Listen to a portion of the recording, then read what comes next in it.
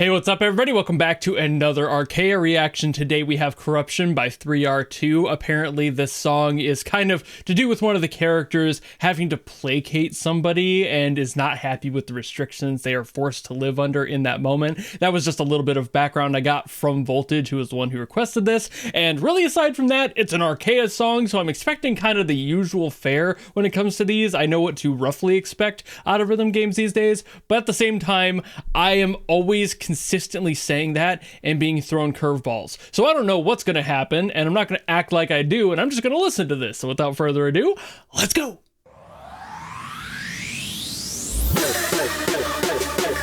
I know a lot of these songs don't necessarily like directly reference the story that they're backing, but they kind of go for the vibe sometimes, so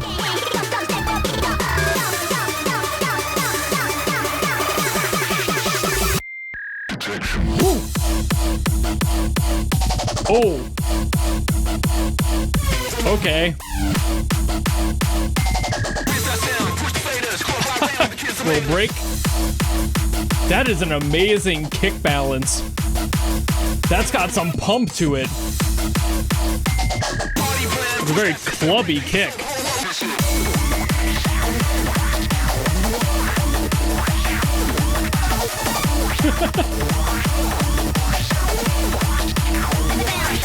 Like that little siren in there too. That little whoop in there.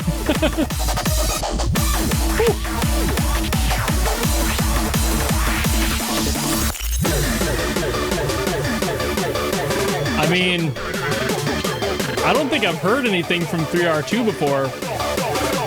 This is really well produced. This is really nice. Now, is it going to be something different or just more of the same? That's always the big question going into a drop. Ooh! Ooh! Ooh! That shit got some stank on it. What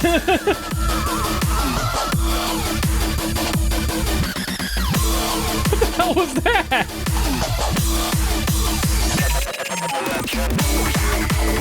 Okay.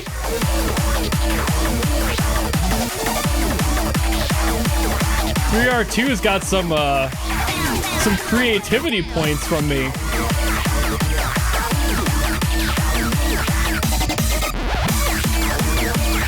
I love a good delay. And there's the end. Ooh. Ooh. Filthy all the way out.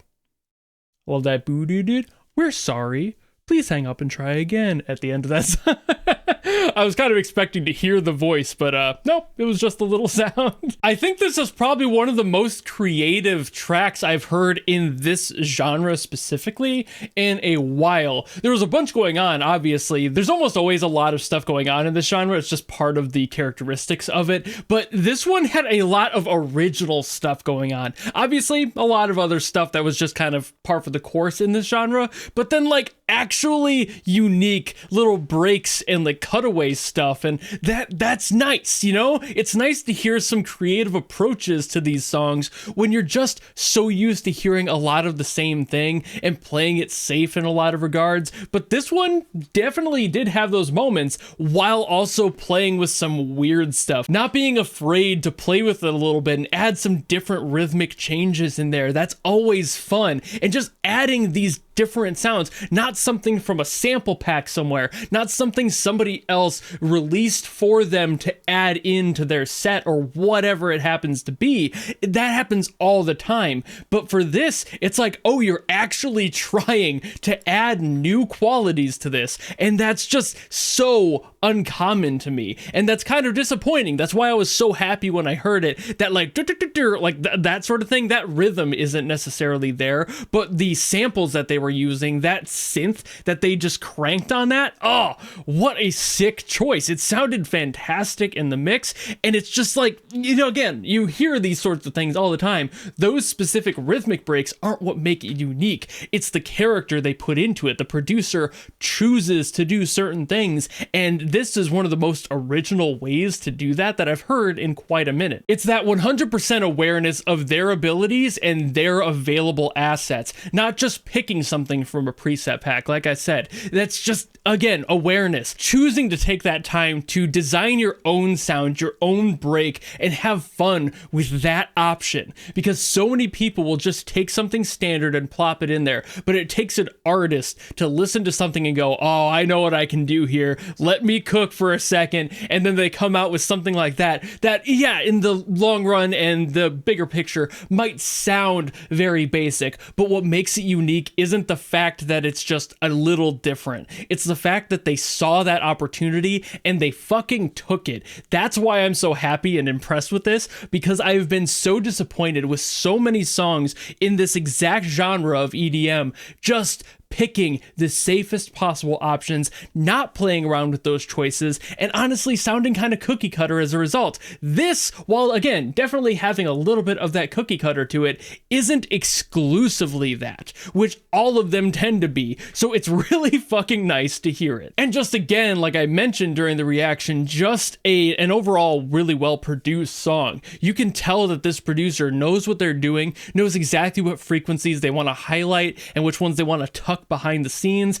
and none of it sounds bad. A lot of the times when producers get a little bit too antsy, they'll duck and pull out certain things that just don't really need to be there, and they take up room in the active mix of the song. This is a much more dynamic track where there's a lot of those like high screechier synths, but also a very heavy low rumble below everything. It's this like kind of almost just shy of 80 hertz like hum that you're hearing underneath the entire song. That's just the rumble from the bass, but they didn't always have that in there. They were cutting and removing some of those points in order to make room for that stuff higher up, as you should in an active mix. That's one of those secret sauce sort of things that a lot of producers will do. They will pay very, very close attention to what frequencies are being taken up at any given moment and adjust the song actively throughout the mix to be able to make it feel like it's constant and consistent all the way through. The problem with so many producers, especially newer ones, is that they don't really get that, and they end up making just this muddy mess of everything kind of coming together in the middle because they're not sure what to cut and what to boost,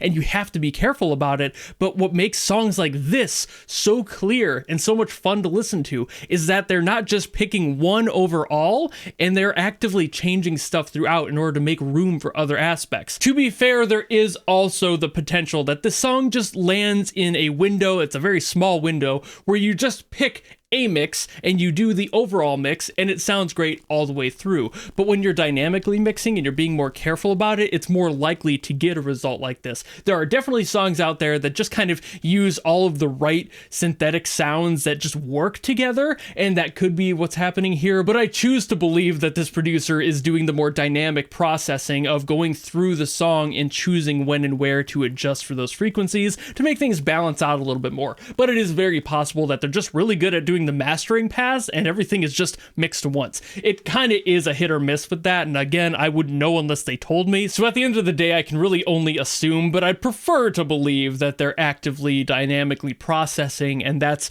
always going to be a better option for me. In most cases, that will be the better option, to just stay aware of things around your general mix, not just choosing one, not just sending it off for a final master off of one mix, because odds are you're going to miss a lot of potential in that dynamic range if you just set it to the one thing and you have this many layers doing stuff together. It will get a little bit muddy most of the time. But I also think I've yapped about this song plenty, so thank you also very much for watching. If you enjoyed this video and you want me to get to something else, by all means drop in the comments below and I will do my best as always to get to those. Or if like Voltage did for this one, you want to guarantee that I make a video on something, you can always go to my Patreon or my YouTube memberships, or you can force me to listen to something. It doesn't matter who it's by, what it's from, if it's good or bad, none of that matters. That's why it's a guaranteed request. But if you don't want to do any of that and maybe you just want to follow me and support me for more stuff coming in the future, you know how to do all that, and I will see all of you in the next video. Goodbye!